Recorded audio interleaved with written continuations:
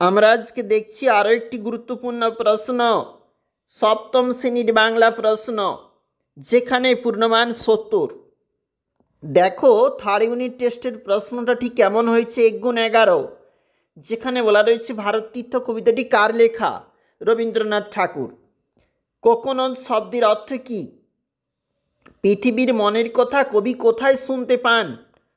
দেখো এই সব প্রশ্ন যেগুলা 1 × 11 মানে 11টা যে প্রশ্নপত্র করতে হবে, তার জন্য রয়েছে প্রতিটার জন্য 1 মার্ক করে।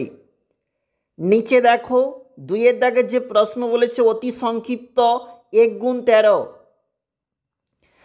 21-এর কবিতায় গলির আওয়াজ কোথায় শোনা গিয়েছিল, এটা দিয়ে শুরু হয়েছে আমাদের 1 নম্বরের যে এসএকিউ বা সংক্ষিপ্তধর্মী প্রশ্ন সেইগুলি। এছাড়াও দেখো 3-এর দাগে যেখানে বলা রয়েছে 3 × 1 অর্থাৎ 1 নাম্বার করে রয়েছে প্রশ্নপত্রগুলি, এবং সেখানে কিন্তু 3 নাম্বার রয়েছে। একটু নিচে চলে যাব, সংক্ষেপে উত্তর দাও 4টি প্রশ্ন কিন্তু বলা রয়েছে, এবং সেই প্রশ্নগুলি 2 নাম্বার করে। 5-এর দাগের যে প্রশ্ন বলেছে 5 নাম্বার, একটি প্রশ্ন করতে হবে। 6-এর দাগের প্রশ্ন চিরদিনের কবিতায় পল্লী প্রকৃতি এবং দিন ফুরালে কবিতার মূল ভাব, 5 নাম্বার করে 2টা করতে হবে তোমাকে।